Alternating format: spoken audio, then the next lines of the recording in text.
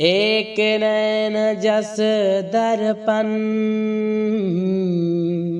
औते ही निर्मल भाव। सब रूपवंत गई मुख जो वही कई चाव। तो चलिए आज हम लोग देखते हैं 12th क्लास का हिंदी पदखंड, मोहम्मद जी का लिखा गया पद। तो इसको हम संगीत के माध्यम से पढ़ते हैं। एक नैन कवि मोहम्मद गुनी, सोई बिमोह जेई कवि सुनी। अर्थात प्रस्तुत पंक्ति में कहा गया है कि कवि के पास एक आँख है, फिर भी ये ऐसी रचना करते हैं कि जो भी पढ़ता है वह मोहित हो जाता है। यानी कहने का मतलब है एक नैन मीन्स एक आँख, कवि मोहम्मद मीन्स मोहम्मद मलिक मोहम्मद जैसी के पास, सोई बिमोहा मीन्स मोहित हो जाते हैं, जेई मने जो भी सुनता है वह मलिक मोहम्मद पर एकदम मतलब मोहित हो जाता है। दूसरा पंक्ति है, चांद जैस जग विधि अवतारा, दिन कलंक किन उजियारा। अर्थात इसमें कवि कहते हैं कि भगवान ने इस संसार में चांद बनाया, लेकिन उसमें भी कलंक यानी दाग लगा दिया, फिर भी वह अपना प्रकाश फैलाते रहता है। ठीक उसी प्रकार कवि के पास एक आँख है, फिर भी ये रचना करते रहते हैं। जैसे जीवन परिचय आप पढ़े होंगे तो आप जानते हैं कि कवि के पास एक ही आँख है, एक ही कान है और इनका रूप भी सही नहीं है।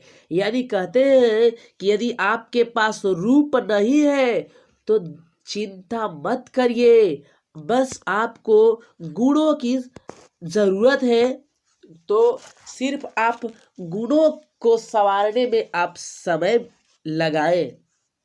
अगला पंक्ति है, जग सुझा एक नैना उवा सुख यसन कतन महा।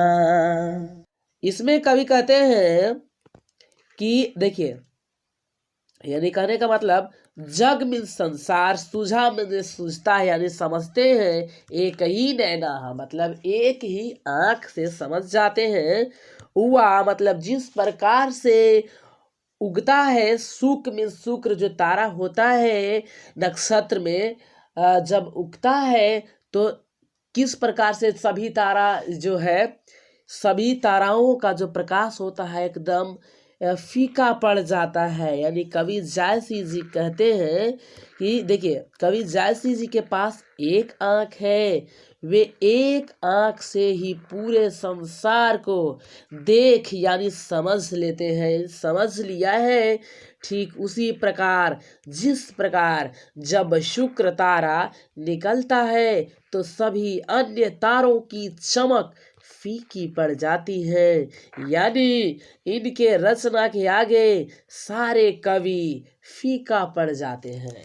यानी कहने का मतलब इतना बढ़िया से ये लिखे हैं कि जिस प्रकार से शुक्र तारा जब निकलता है आकाश में तो सभी ताराओं के जो प्रकाश होता है फीकी पड़ जाती है। ठीक उसी प्रकार से मलिक मोहम्मद जायसी जी कहते हैं इनका जो काव्य है ठीक उसी प्रकार से है। जौ लही अम्बही डाभन होई, तौ लही सुगंध बसाई न सोई। अर्थात कवि कहते हैं कि जब तक आम में मंजरी नहीं होगा तब तक उसमें सुगंध नहीं बसेगा। देखिए, जौ लही मीन्स जब तक, अम्ब ही मीन्स आम, डाभ मीन्स मंजर, जो मुंजर होता है वो, न मीन्स नहीं, होगा मतलब होई मीन्स होगा। तौलही यानी तब तक, सुगंध मीन्स खुशबू, उसमें बसेगा नहीं। यानी कवि का मानना है कि यदि आप में कोई दोष है तो घबराना नहीं है, अपने भीतर के गुणों को पहचानने की जरूरत है, क्योंकि जिसमें गुण होता है उसमें दोष होता है, और जिसमें दोष होता है उसमें गुण जरूर होता है। तो बस कहते हैं कवि कि गुणों को पहचानने की जरूरत है। अगला पंक्ति में देखते हैं कि न समुद्र पानी जौ खारा, तौवती भया हुआ सूझया पारा। यानी कवि कहते हैं कि जिस प्रकार समुद्र का पानी खरा है, शायद इसीलिए वह असूझ और अपार यानी विशाल है, उसका अंत नहीं है। यानी किन्ह मीन्स की कर दिए हैं, समुद्र मीन्स समुद्र, पानी मीन्स पानी, जो जिस प्रकार खारा, यानी कि इस बार भगवान जी जिस प्रकार से समुद्र को पानी, जो समुद्र का पानी है उसको खारा बना दिए हैं, तो कहते हैं कि शायद इसीलिए अगर वह खारा नहीं होता तो वह इतना विशाल भी नहीं होता। तो देखिए खारा जो हुआ क्या है, दोष है। तो दोष है तो क्या इसमें गुण नहीं हुआ? गुण क्या है? तो यह असूझ और अपार बहुत विशाल है। जौ सुमेरु तिरसूल विनाशा, भा कंचन गिरी लागया कासा। अर्थात कवि कहते हैं कि जब तक भगवान शंकर, माने जब भगवान शंकर ने सुमेरु पर्वत को नष्ट किया तो त्रिशूल के स्पर्श मात्र से ही वह सोने का बन गया और आकाश को छूने लगा। यानी हुआ क्या, ये कहानी है कि जब सुमेरु पर्वत पर शंकर जी गए थे और गुस्से में सुमेरु पर्वत को अपने त्रिशूल से क्या करते हैं, नष्ट कर लेते हैं। जैसे टच करते हैं, स्पर्श करते हैं तो वह नष्ट हो जाता है, लेकिन नष्ट तो हो जाता है, फिर क्या बनता है, सोने का बन जाता है और आकाश को छूने लगता है। यानी कि आकाश यानी बहुत विशाल हो जाता है। जौ सुमेरु यानी कि करें कि जिस प्रकार से सुमेरु पर्वत को त्रिशूल विनाश, माने त्रिशूल से विनाश किए, नष्ट किए, भा माने हो गया, बन गया। कंचन गिरी मतलब सोने का पहाड़, लाग आकाश मीन्स आकाश को छूने लगा। जौ लही घरी कलंक न परा, काच होई नहीं कंचन कारा। यानी कि देखिए जौ लही माने जिस प्रकार से, घड़ी मीन्स सोनार के पास जो बर्तन होता है जिसमें सोना चांदी को रख कर गलाया जाता है, वही कलंक मीन्स, कलंक का मतलब दोष होता है, लेकिन यहाँ पे कलंक मीन्स कोयला, कलंक मीन्स कोयला। और यहाँ पे न परा मीन्स मतलब जब तक कि कलंक यानी मतलब कोयला को जब तक घड़िया में नहीं रखा जाएगा तब तक कांच हो ही नहीं कंचन करा। यानी कि तब तक कांच जो होता है, यानी कि जो कांचा यानी कि जो धातु है वो कंचन यानी कि खरा नहीं होगा, कठोर नहीं होगा।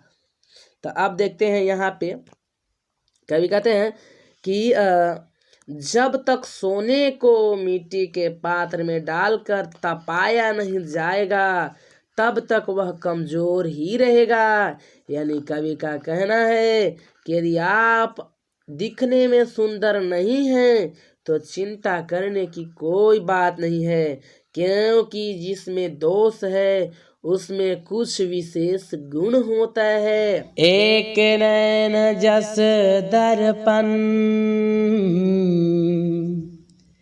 आते ही निर्मल भाव, सब रूपवंत गई मुख, जो वही कई चाव।